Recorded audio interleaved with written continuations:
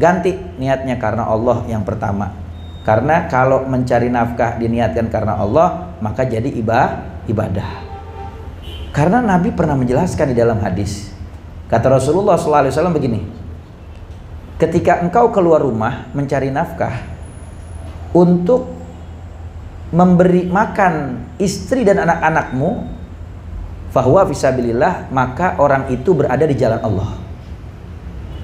Siapa orang yang keluar rumahnya, dia mencari nafkah untuk mencukupi kebutuhan kedua orang tuanya, ayah dan ibunya, fahuwa fisabilillah, maka orang itu juga berada di jalan Allah, kata Nabi.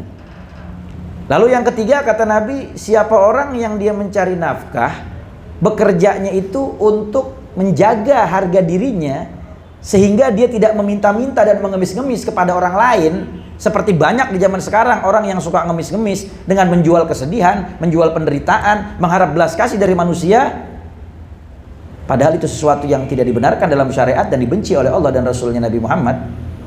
Bahkan kata ulama, man fataha ala nafsihi baban mas'alatan indan nas, fatahallahu lahu sab'ina baban min abwabil fakri. Siapa orang yang membuka satu pintu mengeluh kepada makhluk, maka niscaya Allah bukakan baginya 70 pintu kemiskinan.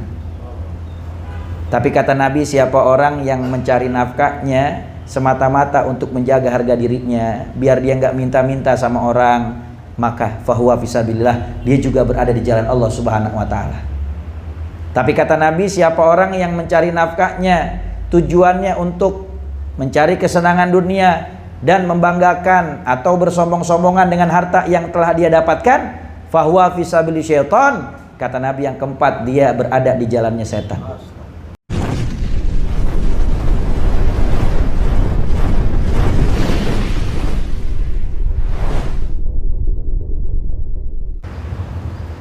Assalamualaikum warahmatullahi wabarakatuh.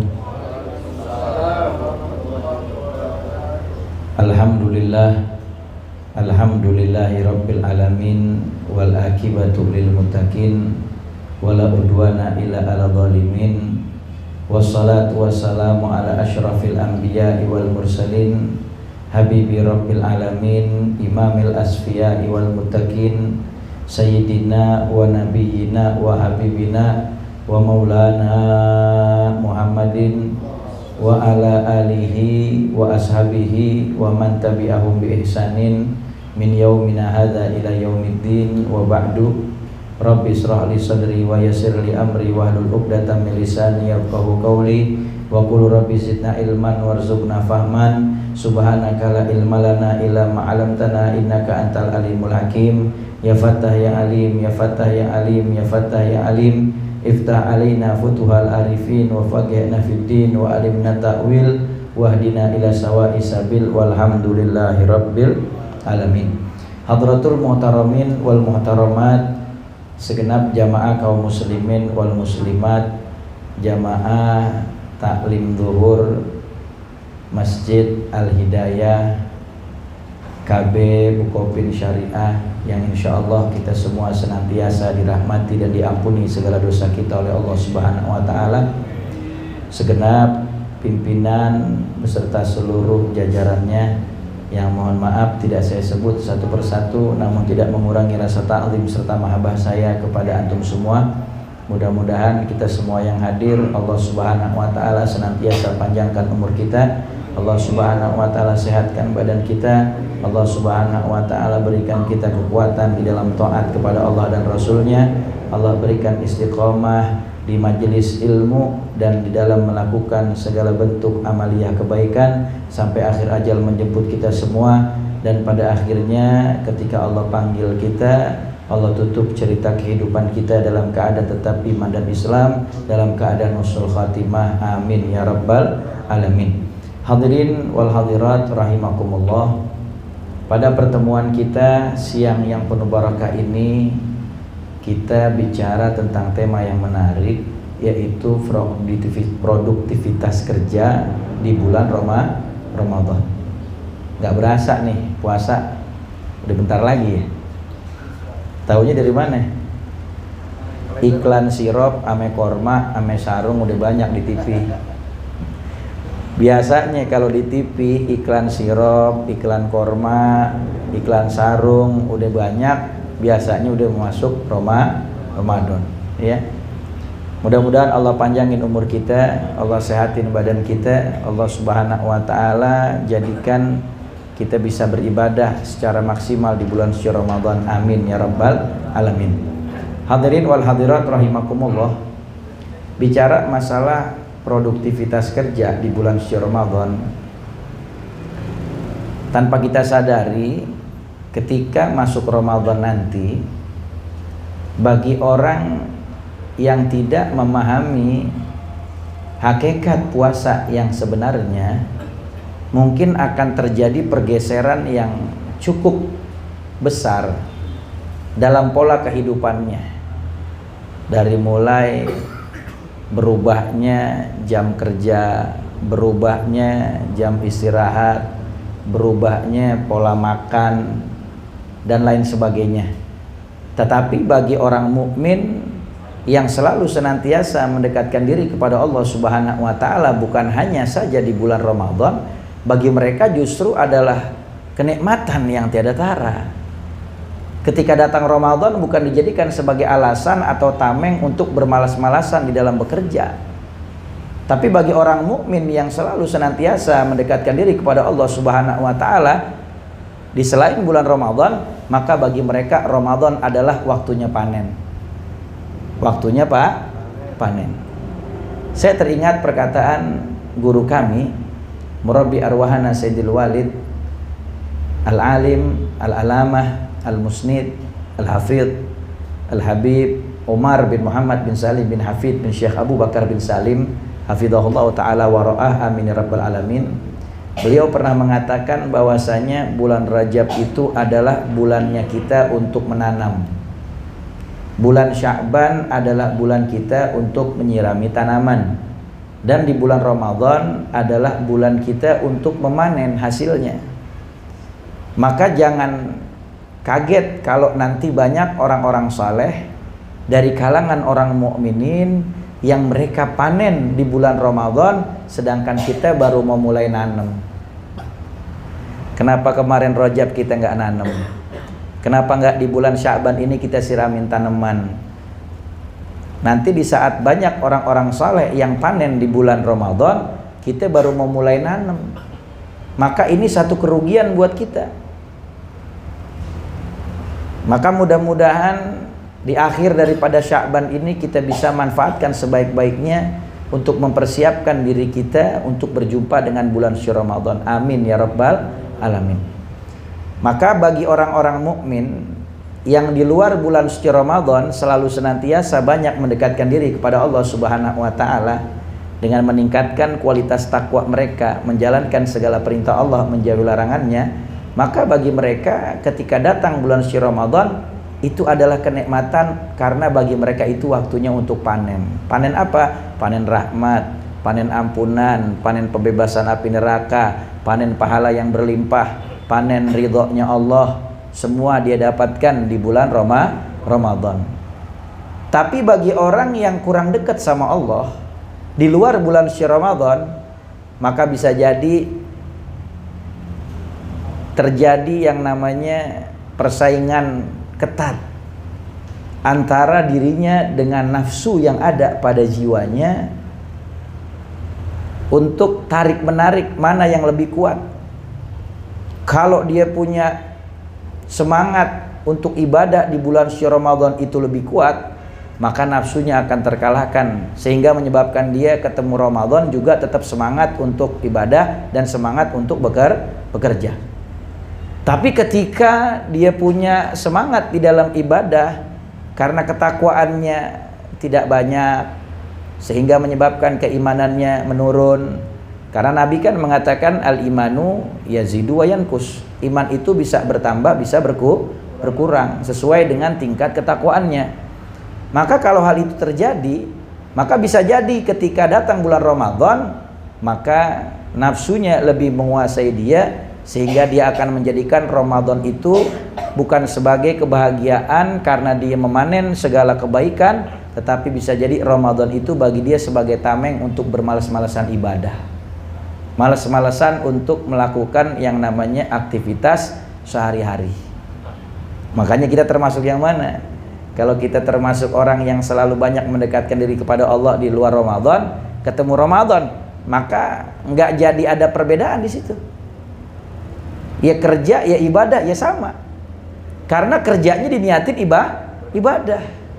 Tapi kalau orang-orang yang mereka itu tidak menjadikan kerjanya sebagai ibadah, karena pola pikirnya hanya berpikiran bahwa saya kerja itu cari uang untuk kesenangan duniawi, untuk berbangga-banggaan dengan sesama yang lain, maka bisa jadi ketika ketemu Ramadan kerjanya dia akan menurun, dia punya produktivitasnya.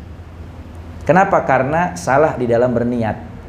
Makanya kita mesti paham dulu kalau kita bicara produktivitas kerja, apa sih makna produktif itu?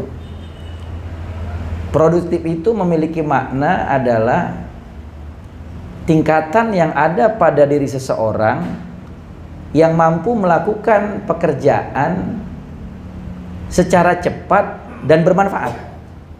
Itu yang dinamakan dengan produktif. Tingkatan seseorang itu sampai kepada level dia itu mampu melakukan pekerjaannya dengan cepat dan juga bermanfaat. Itu dinamakan dengan produktif. Bukan berarti duduk lama-lama di depan komputer, kerjanya lama tapi nggak menghasilkan. Karena orang yang produktif itu semakin dia banyak menghasilkan karya, semakin banyak menyelesaikan pekerjaan, maka dia semakin produktif. Tapi ingat, produktif itu dikaitkan bukan cuma cepat doang di dalam bekerja, tapi juga bermanfaat. Berarti pekerjaan yang dilakukan cepat dan sukses, cepat dan berhasil, bukan cepat doang tapi gagal. Lagi-lagi orang yang produktif itu harus didasari dengan ilmu, karena segala sesuatunya butuh kepada ilmu. Kalau cuma nyari cepat doang, banyak yang bisa cepat tapi belum tentu menghasilkan. Makanya beda orang yang kerja dengan otot dengan orang yang kerja dengan otak. Ketika orang kerja dengan otot, dia menggunakan semua fisik yang dia miliki, tenaga dia curahkan, akan tetapi hasilnya terkadang beda jauh dengan orang yang bekerja dengan otaknya. Tetapi bukan berarti orang yang kerja dengan otak itu tidak mengeluarkan tenaga.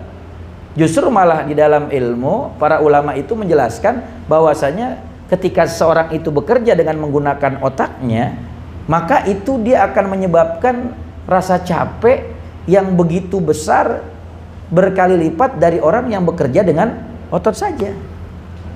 Tetapi hasilnya beda.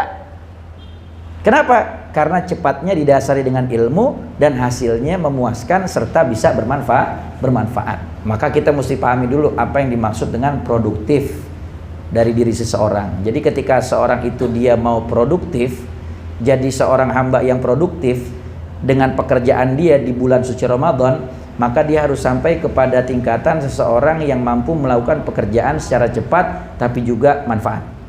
Nah, ini kuncinya. Nah, bagaimana caranya agar kita bisa meningkatkan produktivitas kita di dalam bekerja di saat bulan suci Ramadan, di saat semua di dalam kehidupan kita itu berubah, dari mulai jam istirahat, terus lagi jam makan, yang mungkin biasanya kalau di luar Ramadan ada yang makan 2 kali sehari, ada yang 3 kali sehari. Belum lagi ya yang Abdul Butun. Tahu Abdul Butun? Hambanya perut. Pagi-pagi sebelum subuh kadang udah nyeduh teh segelas mentung. Ntar mau berangkat kerja, sebelum jalan nasi uduk 2 bungkus pakai bakwan ame sambal kacang. Ada yang nyarap bubur pakai sate, kikil sama usus. Kikil 2, ati amplak 2, telur 2. Ya Allah. Bang, kerupuknya jangan dicampurin, biar diaduk dulu dah. Karena ada yang makan bubur diaduk sama kerupuk, ada yang diaduk gak pakai kerupuk, kerupuknya dipisah, kan begitu. Ya. Itu kadang-kadang mau berangkat kerja udah makan begitu. Ntar di tempat kerja jajan lagi gorengan. Ntar jam makan siang makan lagi. Ya, apalagi orang Bukopin Syariah nih, sepanjang jalan saya lihat banyak tukang dagang makanan tuh. Betul gak? Belum lagi yang mampir ke samping ya lapangan tembak Senayan, ya salam. Belum lagi yang jam siang kelar makan nongkrong ngopi di Starbucks. Wah, emang sebelah-sebelahan sama kantor ente kan begitu ya. Ini kan belum lagi nanti sore yang pulang kerja ada yang mampir lagi makan batagor, ada yang makan apa lagi bakso, belum lagi ntar yang malamnya ketoprak, nasi goreng. Betul gak? Kadang-kadang udah malam jam 9 perut udah kenyang, ada tukang kue putu lewat, bang kue putu ceban, keleponnya ceban ya, gulanya banyakin, kelapanya jangan lupa, kan begitu. Iya, kadang-kadang udah tengah malam udah tidur jam 2 bangun mendusin masih ngeratakin dapur, nyeduh mie pakai telur. Itu kan kalau di luar bulan Ramadan begitu, betul gak? Belum ngopinya nggak boleh bengong dikit, bang kopi, kan begitu. Nggak boleh bengong dikit, bang kopi. Nah nanti ketika Ramadan itu yang namanya pola makan itu berubah tuh. Makan besarnya cuma sekali ketika buka puasa, sahurnya sedikit biasanya. Malah kadang-kadang banyak yang nggak sahur, betul nggak? Padahal ini salah. Makanya bagaimana caranya agar kita bisa mencapai produktivitas kerja di bulan Ramadan? Yang pertama, perbaiki niat. Yang pertama, perbaikin niat. Ya. Maksudnya gimana Ustadz? Perbaikin dari sekarang. Bahwasanya niat kita bekerja itu semata-mata untuk ibadah karena Allah. Niatin yang dulu-dulu mungkin kerjanya niatnya pengen cepet kaya, pengen beli mobil, pengen beli rumah, pengen senang-senang di dunia, pengen keliling dunia, ya, atau berbangga-banggaan dengan teman-temannya yang lain. Maka itu niat yang salah, rubah semuanya. Ganti niatnya karena Allah yang pertama. Karena kalau mencari nafkah diniatkan karena Allah, maka jadi ibadah. Karena Nabi pernah menjelaskan di dalam hadis. Kata Rasulullah SAW begini, ketika engkau keluar rumah mencari nafkah untuk memberi makan istri dan anak-anakmu, fahuwa fisabilillah, maka orang itu berada di jalan Allah. Siapa orang yang keluar rumahnya, dia mencari nafkah untuk mencukupi kebutuhan kedua orang tuanya, ayah dan ibunya, fahuwa fisabilillah, maka orang itu juga berada di jalan Allah, kata Nabi.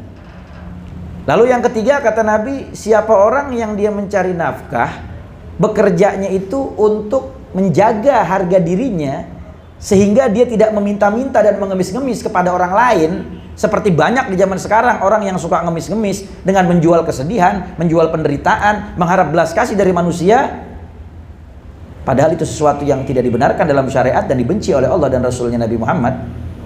Bahkan kata ulama, man fataha ala nafsihi baban mas'alatan indan nas, fatahallahu lahu sab'ina baban min abwabil fakri.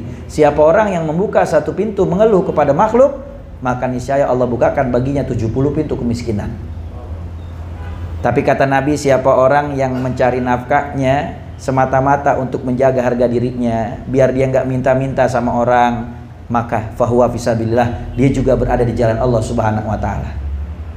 Tapi kata Nabi, siapa orang yang mencari nafkahnya tujuannya untuk mencari kesenangan dunia dan membanggakan atau bersombong-sombongan dengan harta yang telah dia dapatkan, fahuwa fisabili syaitan, kata Nabi yang keempat, dia berada di jalannya setan. Na'udzubillah min dzalik. Ada orang kan yang niat kerjanya apa? Mau bangga-banggain harta. Kayak sekarang nih lagi rame pejabat-pejabat yang pamer harta di medsos. Akhirnya ada yang bikin tuh ya akun namanya partai medsos. Akhirnya ditelanjangin deh semuanya harta kekayaannya. Ya, akhirnya bingung. Banyak yang dicariin KPK.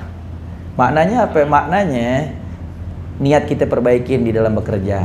Jangan niat untuk membanggakan harta. Jangan niat untuk bersombong-sombongan. Karena semua yang dikasih ini cuma titipan dari Allah. Hati-hati. Makanya perbaiki niat. Kalau kita mau produktivitas di dalam bekerja selama di bulan Ramadan, maka saya rasa bulan Ramadan ini adalah waktu yang sangat tepat. Kenapa? Karena Ramadan ini kata Nabi adalah madrasah, sekolahan. Sekolahan 1 bulan penuh bagi muslimin wal muslimat untuk memperbaiki dirinya agar menjadi hamba yang lebih baik di dalam bekerja, di dalam beribadah, di dalam bermuamalah, di dalam segala hal. Sehingga nanti ketika selesai Ramadan, selesai Idul Fitri, akan nampak siapa yang lulus dari sekolah itu dan siapa yang gagal. Kalau orang yang lulus, maka setelah Ramadan mereka akan menjadi orang yang lebih baik di dalam segala hal. Tapi ketika mereka gagal, maka mereka tidak akan berubah menjadi lebih baik, bahkan bisa menjadi lebih buruk dari sebelumnya. Na'udzubillah min dzalik.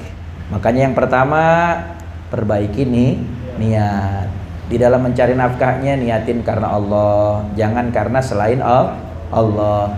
Dan juga niatin mencari nafkahnya itu untuk membantu dan menunjang kita untuk ibadah.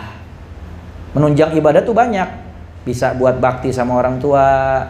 Pengen kalau punya rezeki ntar buat berangkatin emak sama baba berangkat umroh, kan begitu. Itu kan buat menunjang ibadah. Pengen kalau ntar dapat rezeki bisa buat bantu teman-teman yang kesusahan. Pengen nanti kalau punya rezeki buat nafkahin atau bagi rezeki sama anak yatim piatu. Pengen kalau nanti punya rezeki buat ini itu dan lain sebagainya di dalam maslahat dan hal-hal yang bernilai ibadah. Maka kalau kita niatkan untuk kebaikan, maka ulama menjanjikan Allah bakal kasih kemudahan. Allah bakal kasih kemudahan. Saya ingat perkataan daripada guru kami Murabbi Arwahana Sayyidul Walid Al-Alim Alamah Al-Musnid Al-Hafidh Al-Habib Umar bin Muhammad bin Salim bin Hafidh bin Syekh Abu Bakar bin Salim.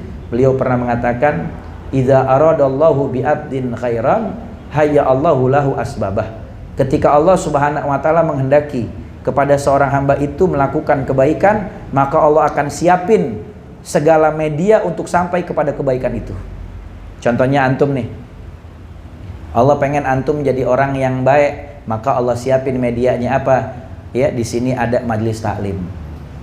Dan ada orang-orang yang bertugas untuk mencari para dai, para guru, mempersiapkan segala sesuatu yang dibutuhkan untuk taklim, sehingga kita tinggal datang doang, duduk dengerin ilmu. Berarti tandanya Allah siapin segala medianya untuk antum bisa sampai kepada kebaikan, yaitu majelis ilmu. Maka kalau niat kita baik di dalam segala apa yang kita lakukan, maka Allah akan permudah. Allah bakal berikan jalan untuk sampai ke sana.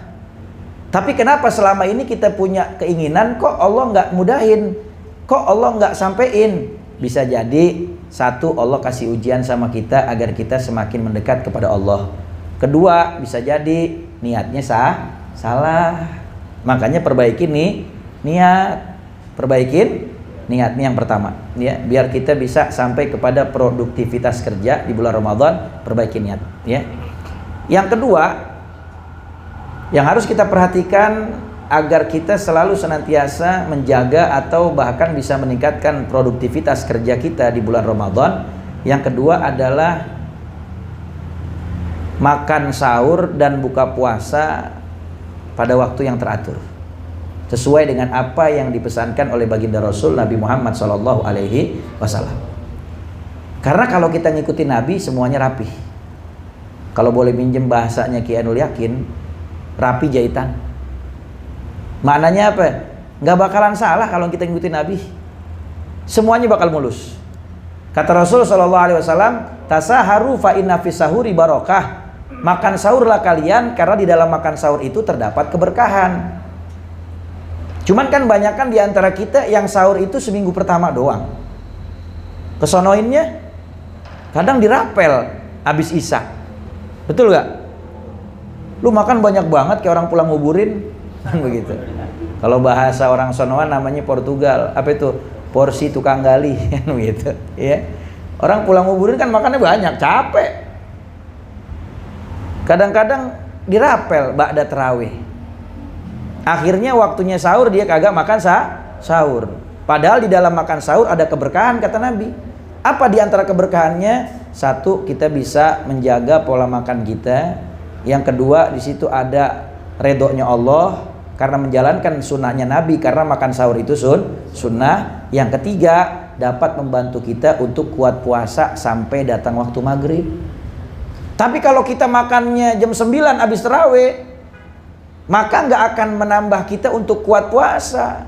Orang kalau yang dia makan sahurnya di bawah jam 12, di dalam mazhab Syafi'i itu diterangkan oleh ulama bahwa seseorang itu bisa mendapat pahala makan sahur apabila dia lakukan ba'da muntasifil lail, setelah pertengahan malam jam 12 ke atas. Jadi kalau yang makan sahurnya jam 9, walaupun dia niat sahur nggak dapat pahala sahur. Dan nanti kesian di saat masuk waktu adzan zuhur, dia berasanya kayak udah maghrib. Kenapa? Karena pelutnya melintir, lambungnya godek, nggak kuat, gemeter aja dengkul. Maghrib lama banget ya kan begitu. Gue puter juga nih jam. Kenapa? Karena nggak ngikutin sunnahnya Nabi. Makanya makan sahur pada waktu yang Nabi ajarkan. Di dalam hadis yang lain Nabi katakan, la yazalu ummati bi khairin ma'ajjalu sahur wa akhrul futur. Ma'ajjalul futur wa akhrus sahur. Ya, maaf. Kata baginda Rasul Nabi Muhammad SAW, la tazalu ummati ala khairin ma'ajjalul futur wa akhrus sahur. Kata Nabi Muhammad, umatku senantiasa berada di dalam kebaikan. Tuh Nabi bilang begitu. Umatku senantiasa berada di dalam kebaikan selama mereka menyegerakan buka puasa ketika masuk waktu maghrib dan mereka mengakhirkan sahur. Jadi pesan Nabi, kalau waktu maghrib buru-buru buka puasa. Kadang-kadang kita suka dintar-ntarin. Tanggung masih diangkot nih. Ntar lagi baru nyampe rumah. Jangan. Makanya kalau kita yang orang bepergian, kalau kita naik motor, udah melipir, udah masuk waktu maghrib, melipir buru-buru, iya gak?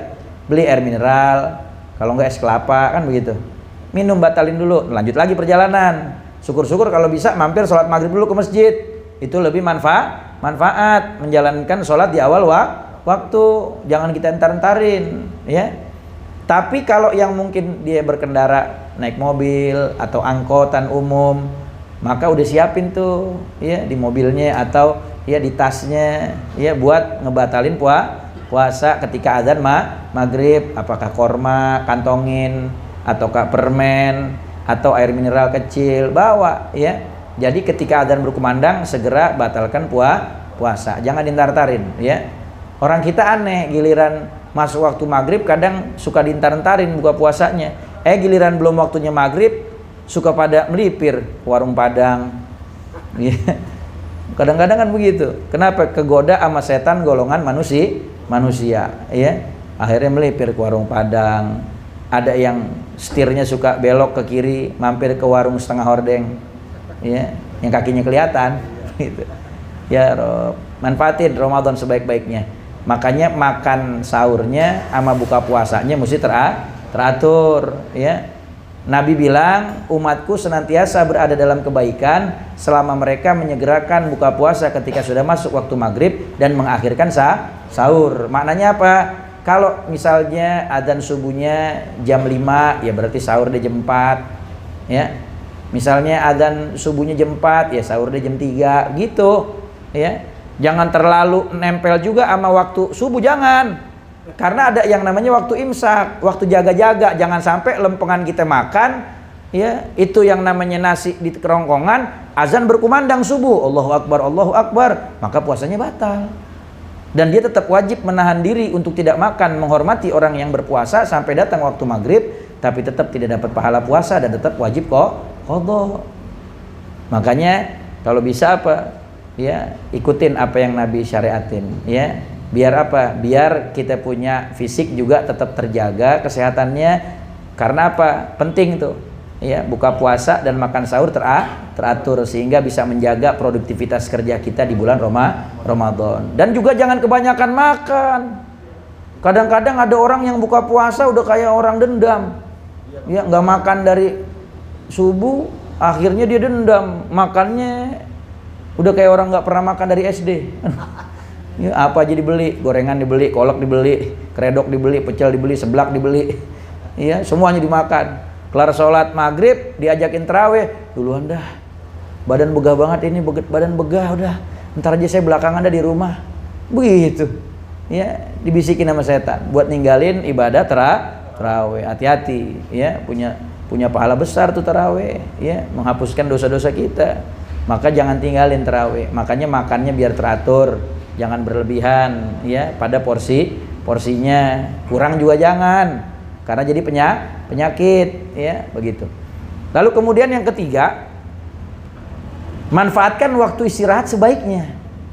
Kalau pengen produktivitas kerja kita tetap stabil, bahkan meningkat, manfaatkan waktu istirahat sebaiknya. Jangan waktu istirahat dipakai main HP.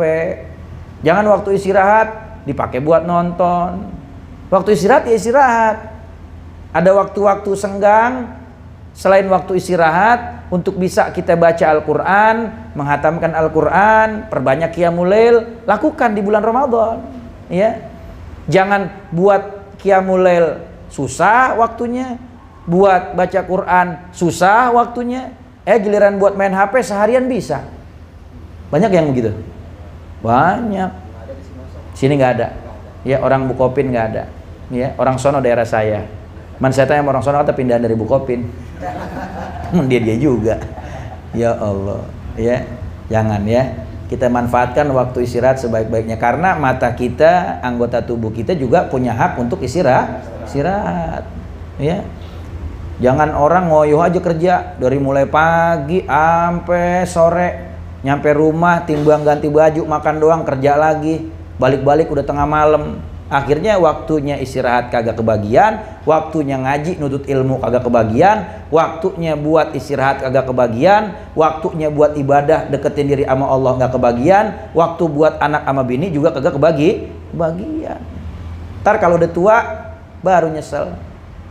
Ya, sama keluarga jauh. Kenapa? Karena waktu-waktu yang harus dekat mereka nggak manfaatkan sebaik-baiknya. Makanya manfaatkan waktu istirahat sebaik-baiknya, biar kita bagi waktunya. Ini waktu buat istirahat, ini waktu buat ibadah Ramadan nih.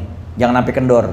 Ya, jangan kasih bengong. Pokoknya terus geber, baca Quran, zikir, sholawat, qiyamul lail, hadir majelis ilmu, begitu. Ya, atur waktu kita. Jangan sampai ngaco. Ini kadang-kadang masuk Ramadan ngaco waktunya, aur-auran. Ya, kadang-kadang dari pagi tidur aja, bangun-bangun Idul Fitri. Ada yang begitu. Ya. Karena salah memahami makna hadis. Makanya ngaji itu ame guru, ame ulama. Jangan ngaji itu, kadang-kadang kebanyakan orang sekarang ngajinya dari buku terjemahan, kagak ada bimbingan guru. Akhirnya salah di dalam pemahaman. Di dalam kitab baginda Rasul Nabi Muhammad SAW, beliau bersabda di dalam kitab Syu'abul Iman, hadis yang datang riwayatnya daripada Al-Imam Baihaqi. Ini hadis datang daripada sahabat Abdurrahman bin Aufi, bahwasanya baginda Rasul Nabi Muhammad SAW, beliau bersabda, naumus shaim ibadah, wa sumtuhu tasbih, wa du'auhu mustajab, wa amaluhu mudha'af. Kata Nabi Muhammad, tidurnya orang yang puasa itu ibadah, diamnya orang yang berpuasa itu diganjar pahala bertasbih, dan doanya orang yang berpuasa itu pasti dijabah Allah, dan amal ibadah yang dilakukan oleh orang yang berpuasa dilipat gandakan pahalanya oleh Allah Subhanahu wa taala. Tapi kalau dia baca dari terjemahan doang, dia nggak ngaji ame guru, akhirnya salah di dalam memahami makna. Akhirnya dia bilang, wah, kata Nabi tidur orang puasa tuh ibadah, tidur aja dia. Dari habis subuh bangun-bangun, ya itu tadi Idul Fitri. Mentakbiran baru bangun. Ya, naudzubillah min dzalik. Kadang-kadang tidur sepanjang hari, sholatnya kagak. Naudzubillah min dzalik. Hati-hati ya, jangan salah memahami makna. Nabi mengatakan tidurnya orang yang berpuasa itu ibadah. Ada beberapa pemahaman dari para ulama ahli hadis. Di antaranya yang pertama, Nabi mau ngajarin sama kita, kalau orang yang puasa tuh dia tidur aja ada pahalanya, apalagi dia ibadah, maka ibadahnya lebih besar pahalanya. Makanya disambungin tuh sama Nabi di dalam perkataan selanjutnya di hadis tersebut, dan diamnya orang yang dia berpuasa dapat pahala tasbih. Lalu kemudian doanya mustajab, amal ibadahnya dilipat gandain pahalanya sama Allah. Dan makna kedua, ulama mengatakan makna daripada hadis tidurnya orang yang berpuasa itu ibadah adalah bagi orang-orang yang kalau seandainya mereka nggak tidur, justru malah melakukan kemaksiatan dan perbuatan dosa, sehingga bisa menyebabkan pahala puasanya sia-sia dan tidak ada pahalanya. Maka bagi mereka lebih baik tidur. Paham ya? Daripada dia waktu-waktunya harusnya buat ibadah malah dipakai buat gibah, ngomongin aib orang. Kan banyak yang begitu. Kadang-kadang jam istirahat, waktunya kita harusnya baca Quran, habis kelar ya sholat zuhur berjamaah, bukannya baca Quran, malah gibahin orang. Ono si artis anu noh bercerai lagi noh. Ya, iya emang begitu emang. Nah, kadang kalau tetangga gue juga begitu sama. Nah, ya, naudzubillah min dzalik. Jangan, ya. Jangan kita menghabiskan waktu untuk hal-hal yang menyebabkan pahala puasa kita habis dan sia-sia. Naudzubillah min dzalik. Makanya manfaatkan waktu istirahat untuk istirahat, waktu ibadah untuk ibadah. Jangan sampai kita ngaco ya di bulan Ramadan. Akhirnya kita salah gunakan waktu yang kita miliki, justru malah terbuang sia-sia ya. Yang keempat, agar kita menjadi orang yang produktif di saat kita bekerja di bulan Ramadan, maka yang keempat itu dia harus mampu meninggalkan segala sesuatu pekerjaan atau perbuatan yang tidak ada manfaatnya. Karena kata Rasulullah, min husni islamil mar'i tarkuhu ma la ya'ni. Di antara kesempurnaan Islam seseorang adalah dia mampu meninggalkan segala sesuatu yang tidak ada manfaatnya. Jangan kita pikir di saat kita mengerjakan satu pekerjaan atau satu perbuatan yang tidak melanggar syariat, tetapi waktu kita terbuang untuk hal yang tidak ada gunanya, itu bukan suatu dosa dan kesalahan. Bisa jadi itu salah satu cara Allah berpaling dari kita. Hati-hati. Saya ingat perkataan Imam Ghazali, kata Imam Ghazali begini, di antara tanda ciri Allah Subhanahu wa ta'ala udah kebangetan gedek sama hambanya, maka Allah jadikan hamba itu berpaling daripada mengingat dan juga beribadah kepada Allah, sehingga waktunya akan disibukkan dengan perbuatan-perbuatan yang tidak ada manfaatnya. Makanya banyak anak muda di zaman sekarang, mereka berpikir sibuk dengan main game, apakah itu melalui PC ataupun melalui gadget, itu bukan suatu perbuatan dosa. Kan cuma main game doang, kan nggak melanggar syariat. Kita nggak bicara yang main game dengan judi ya. Kalau yang main gamenya dengan judi sudah jelas, ini sesuatu yang melanggar syariat dan perbuatan yang diharamkan oleh Allah Subhanahu wa ta'ala, apapun bentuk judinya. Tapi ketika orang yang bermain game cuma sekedar game saja, banyak di antara mereka yang berpikir ini kan nggak melanggar syariat.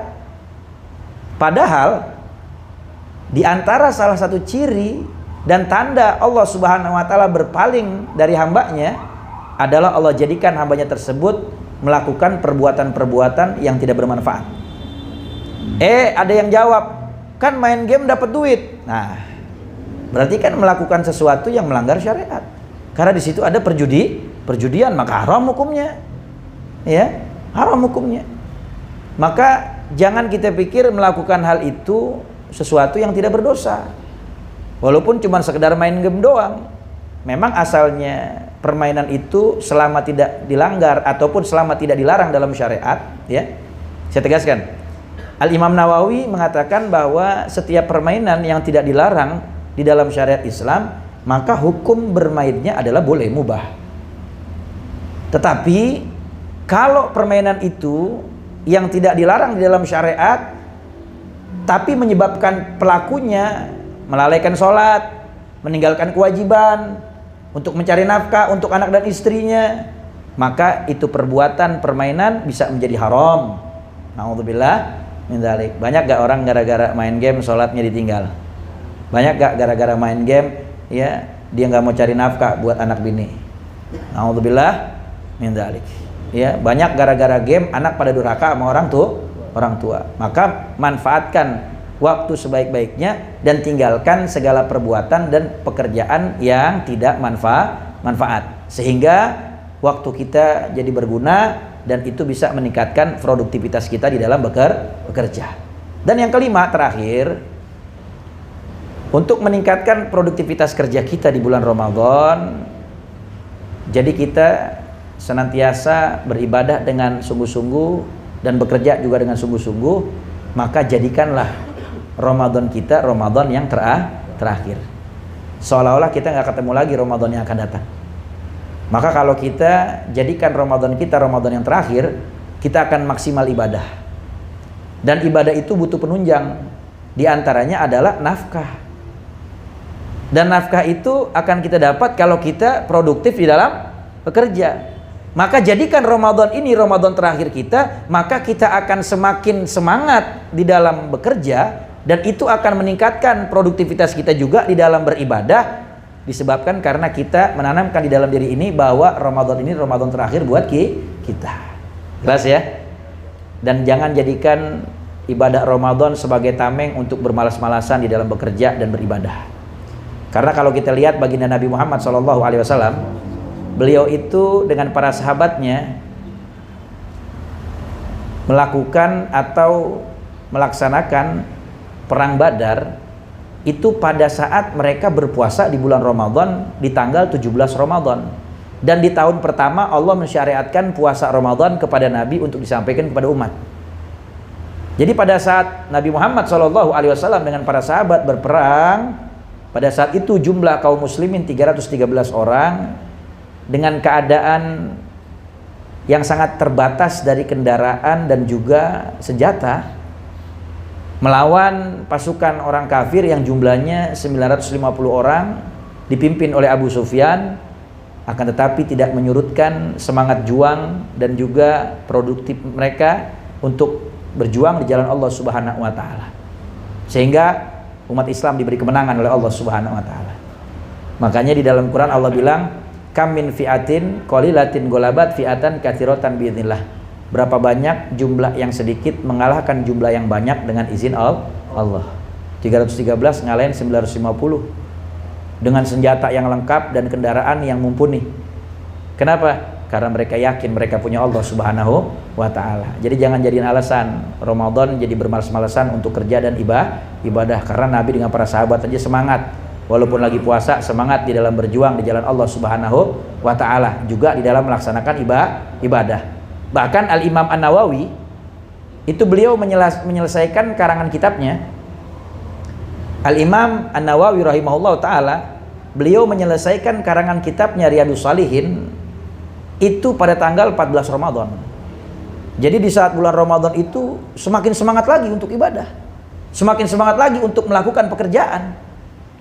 Begitu juga Al-Imam Ibnu Hajar Al-Haythami, beliau mensyarahkan kitab Asy-Syama'ilun Nabawiyah, karangan daripada Al-Imam Tirmidzi rahimahullah ta'ala. Itu beliau selesaikan syarah kitab tersebut di tanggal 18 Ramadan. Jadi nggak menyurutkan semangat mereka untuk ibadah dan juga untuk bekerja, karya mereka di dalam membuat dan mengarang kitab. Makanya mudah-mudahan ya 5 hal ini bisa ada dalam diri kita, sehingga meningkatkan produktivitas kerja kita selama di bulan Syawal Ramadan, dan juga meningkatkan kualitas ibadah kita, sehingga pada akhirnya kita mendapatkan rahmat, ampunan, pembebasan api neraka, dan semua amal ibadah Ramadan kita diterima oleh Allah Subhanahu wa taala. Amin ya rabbal alamin. Wallahu taala a'lam bissawab. Ada pertanyaan, tafadhol silakan.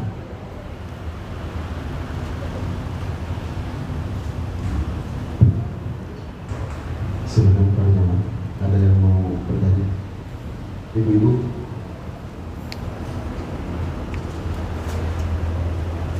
Cukup? Cukup?